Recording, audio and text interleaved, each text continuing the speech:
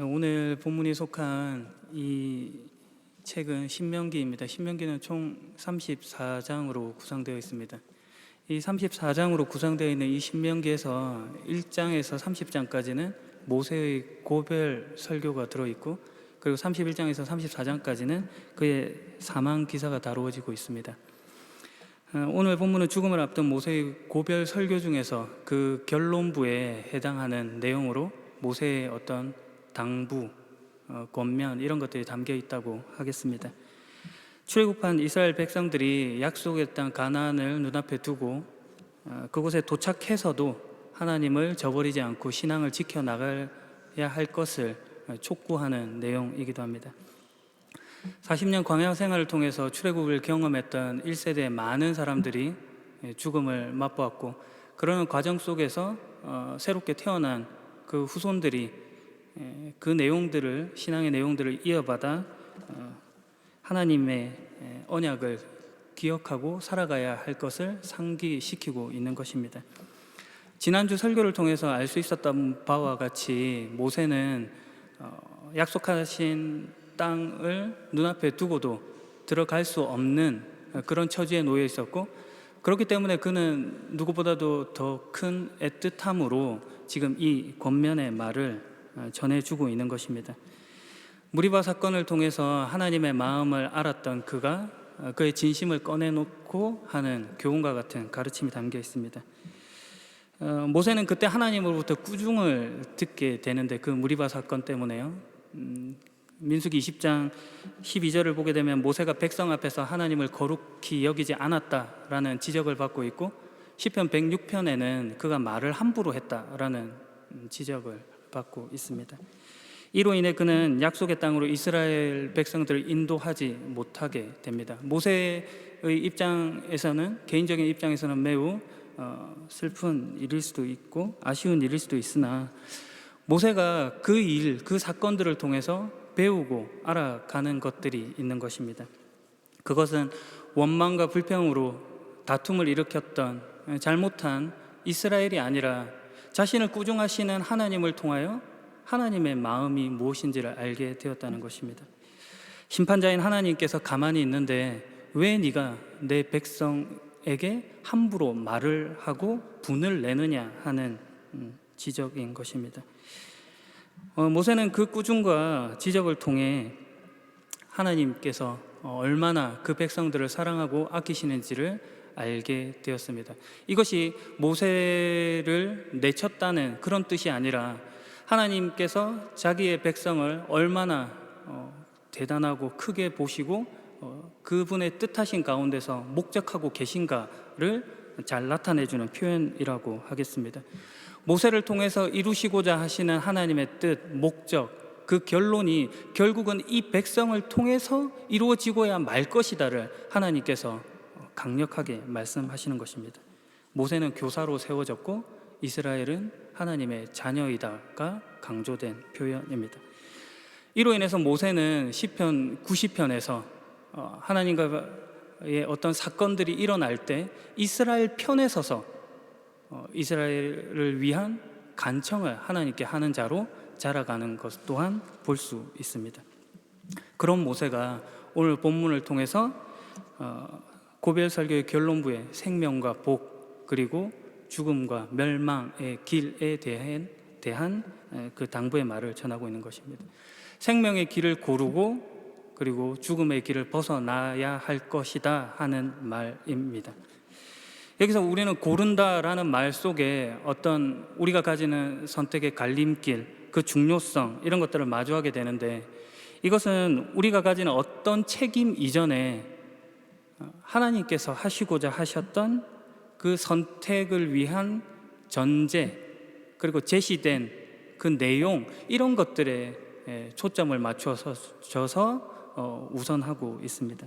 이 말이 무슨 말인가 하니까, 우리는 쉽게 좋은 것을 선택하고 나쁜 것을 선택하지 말아야지 하는 내 행위에 초점을 두고 있겠지만, 그런 것들이 잘못됐다는 것이 아니라, 성경은 우리의 선택보다도 더 크신 하나님의 계획하심과 하나님의 뜻하심에 더 큰 초점을 두고 있다는 것입니다. 보다 적극적인 하나님의 구원 행위에 방점이 있는 것이죠. 마치 무리바 사건을 통해서 이스라엘 백성들의 잘잘못을 따지기보다도 모세를 꾸중하심으로 하나님의 목적하심이 무엇인지를 보여주는 것과 같습니다. 로마서 9장 14절 이하에 가면 이런 말씀이 있습니다. 그렇다고 우리가 무엇이라고 말할 수 있겠습니까? 하나님이 공정하지 못하시다고 말할 수 있겠습니까? 그럴 수 없습니다. 하나님께서 모세에게 내가 자비를 베풀고자 하는 사람에게 자비를 베풀고 불쌍히 여기고자 하는 사람을 불쌍히 여기겠다라고 말씀하셨습니다. 그러므로 모든 것이 사람의 요구나 노력에 달려있는 것이 아니라 하나님의 자비에 달려있는 것입니다. 사도 바울이 모세를 들어서 하고자 하는 이야기가 하나님의 자비하심이 얼마나 큰 것인가를 보여주고 있는 것입니다. 이 로마서 9장의 말씀의 시작은 그 하나님의 크심 이런 것들을 아브라함과 이삭과 야곱을 통해서 설명해 주고 있습니다. 그리고 오늘 우리가 읽었던 그 본문의 마지막 구절인 20절에 보면 아브라함과 이삭과 야곱의 하나님이라는 말로 동일하게 설명되어 있습니다. 하나님께서 아브라함과 이삭과 야곱의 하나님이시다라고 하는 것은 하나님의 자비라는 관점에서 이런 뜻을 가지고 있습니다. 아브라함은 그 나라와 친척과 아비집을 떠나온 자, 그 집에서 부름을 받은 자입니다. 그가 거기서 부름을 받았다는 것은 그 중에서 아브라함이 특별났다거나 다른 사람보다도 뛰어났다거나 하는 말이 아닙니다. 그가 그렇지 않은 중에도 하나님이 그를 부르셨다를 말해주고 있는 것입니다. 그의 형제여도 상관이 없고 그의 친구여도 상관이 없고 그의 친족 중 한 사람이어도 상관없다가 그런 표현들로 인해서 말해지는 것입니다. 부름을 받은 자와 부름 받지 못한 자 사이에 어떤 자격이나 조건이 다르지 않다라는 것을 말해줍니다. 하나님이 부르시니 그가 구별되었습니다. 이삭은 아브라함의 본처 사라의 소생입니다. 이삭 이전에는 하갈이라고 하는 젊은 여인을 통해서 난 이스마엘이라는 아들이 이미 있었습니다. 그러나 하나님께서 이삭을 부르셨습니다. 그러니 이삭의 하나님인 거죠. 이 말이 본처가 나왔으니까 이삭이 대단하고, 그리고 첩이 나왔으니까 이스마엘은 한참 뒤떨어진다, 이런 표현을 하려고 하는 것이 아닙니다. 이스마엘은 하갈이 젊었을 때 낳은 자식이고, 이삭은 사라가 아이를 낳을 수 없는 중에 가진 자식이라고 하는 것입니다. 본인이 가진 능력, 조건, 자격이 아니라 하나님께서 함께 하시니 가능해진 자식이라는 의미를 가지고 있는 것입니다. 야곱은 누구입니까? 야곱은 에서와 쌍둥이입니다. 그가 태어날 때 형 에서의 발 뒤꿈치를 잡고 나온 자로 사주팔자가 같은 자입니다. 그 당시의 문화적 배경으로 본다면 장자와 차남의 지위와 권리 이런 것들은 매우 큰 차이가 있었습니다. 하지만 하나님께서 차남 야곱을 택하십니다. 그러니 이야기가 달라지죠. 이런 이야기들은 어떤 태생적인 우월함이나 아니면 어떤 문화적인 배경 이런 것들에 하나님의 역사심이 좌우되지 않는다 하는 것들을 보여주는 이야기와 같습니다. 이것이 아브라함의 하나님, 이삭의 하나님, 야곱의 하나님이라는 뜻입니다.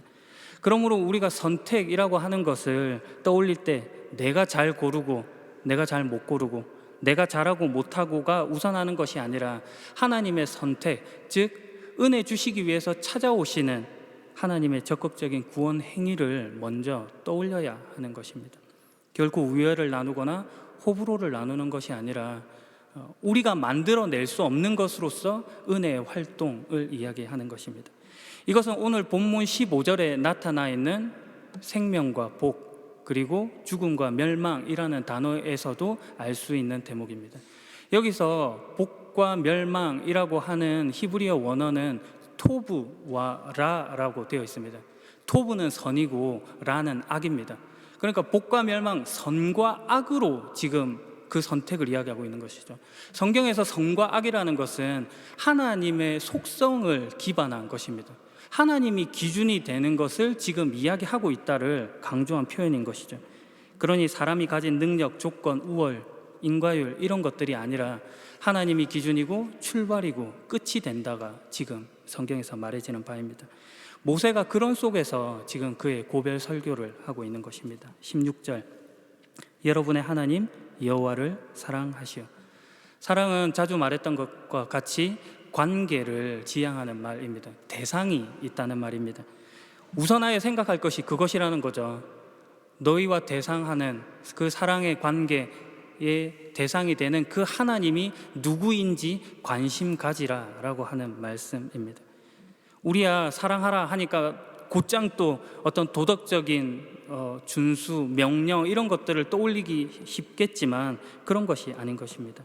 그 하나님은 무리바 사건 속에서 결코 자기 백성, 자기 자녀를 포기하지 않으시는 하나님으로 나타나고, 우리가 잘 알고 있는 집을 나간 아들의 비유에서는 집 나갔던 방탕했던 아들을 맞아주는 아버지 하나님으로 표현이 되고 있고, 마태복음 20장에는 그 아버지 하나님을 주인으로 설명하여서 포도밭에 일꾼을 부르시러 아침 일찍, 그러니까 하루가 시작되는 그 시간에 일꾼을 부르러 나가시는 성실하신 하나님으로 설명이 되어 있습니다.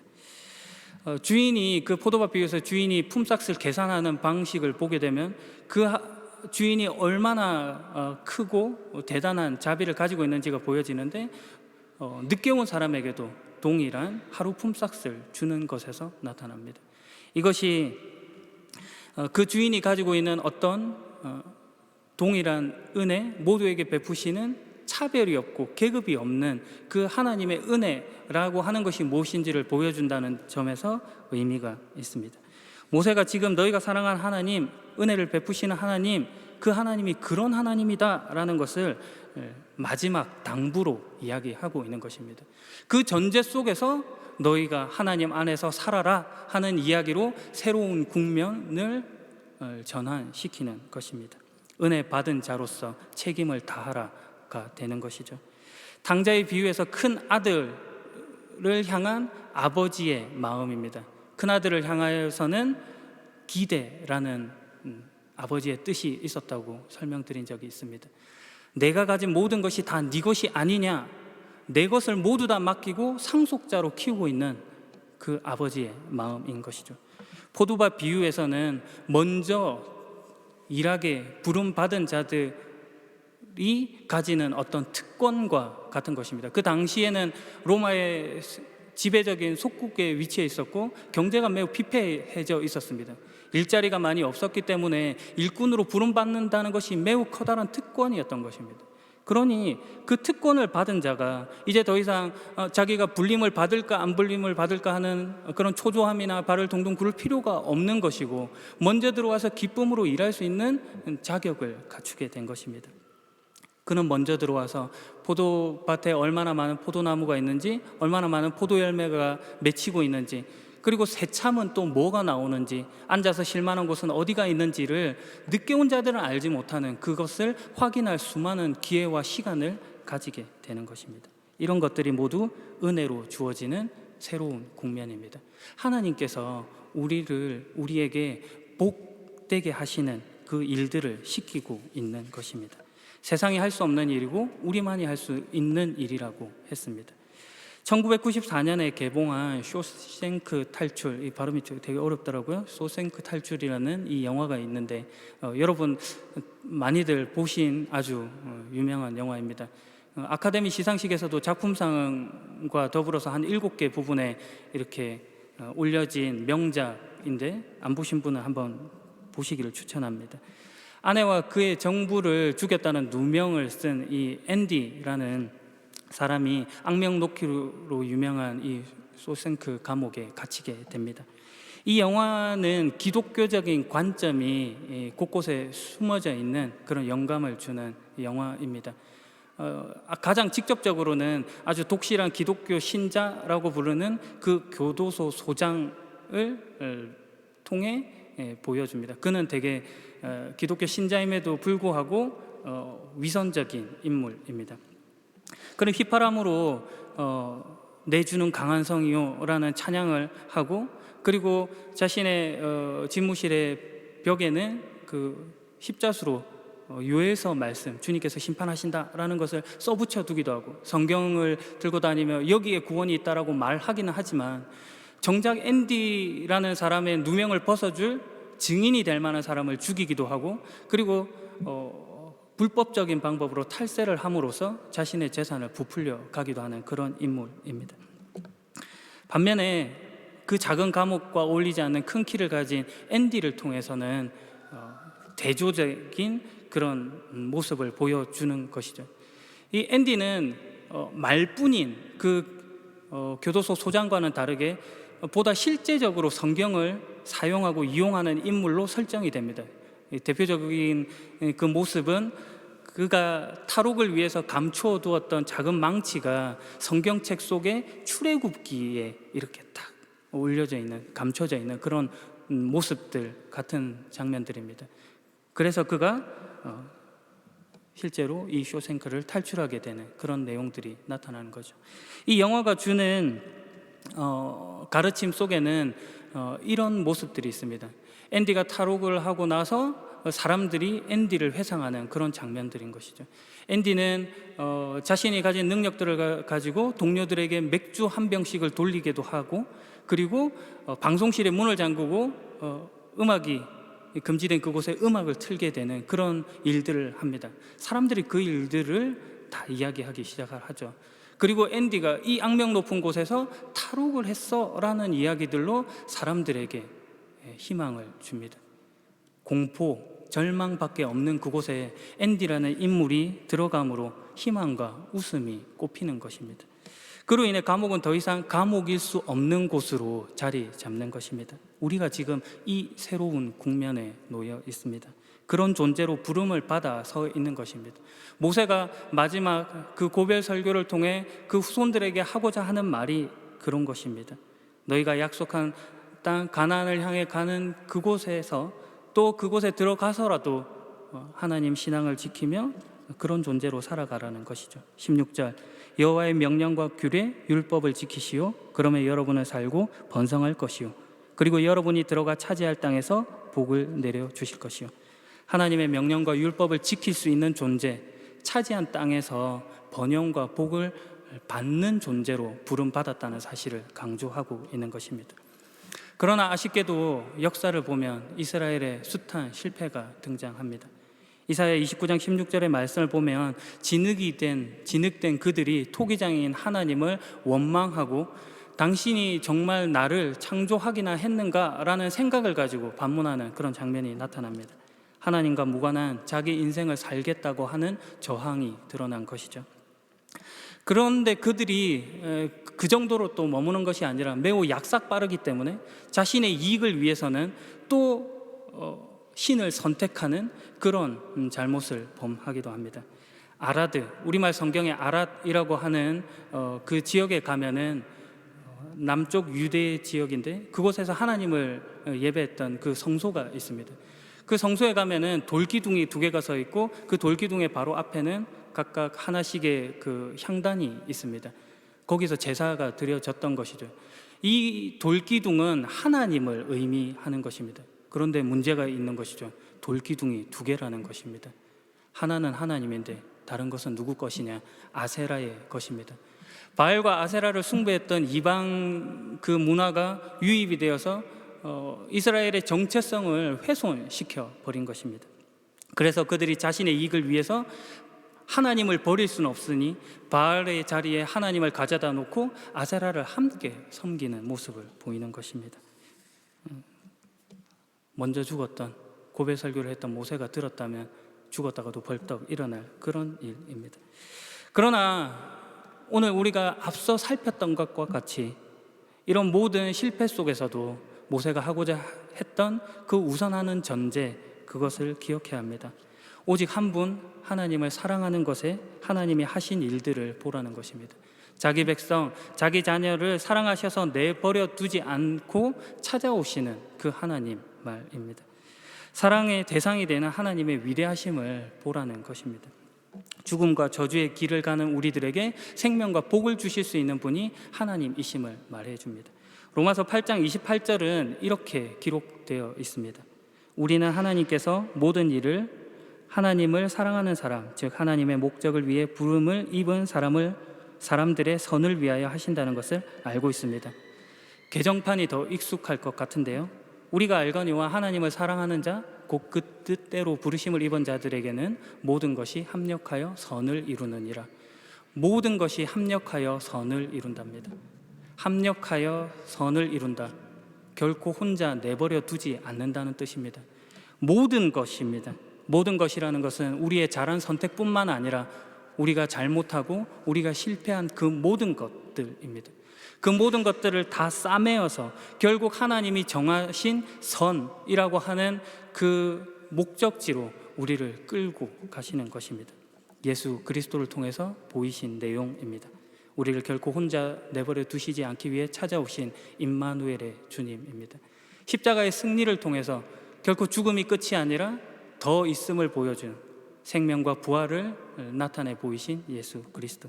우리가 아직 연약할 때, 우리가 아직 죄인이었을 때, 우리가 하나님과 원수가 되었을 때 하나님과 화목하게 하시고 화해케 하시는 구원의 활동을 보이신 예수님, 하나님의 사랑이십니다.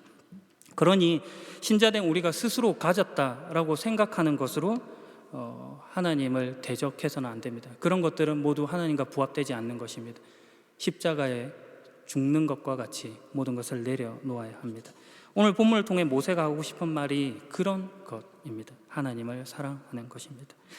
마지막 이야기로 설교를 마무리하려고 합니다. 이스라엘의 신앙 교육의 대표적인 것으로 쉐마 교육이 있습니다.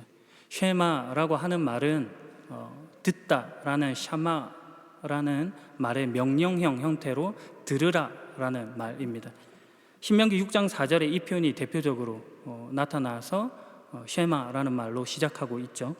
이스라엘 백성들이여 들으시오, 우리 하나님 여호와는 오직 한 분뿐이신 여호와시오. 신명기의 주제와 같은 이 말씀, 모세 오경을 넘어서 구약 전체를 관통하는 그 말씀입니다. 보이지 않는 하나님을 만날 때는 들으라는 것입니다. 그리고 실제로 이스라엘 백성들은 하나님을 보지 못했습니다.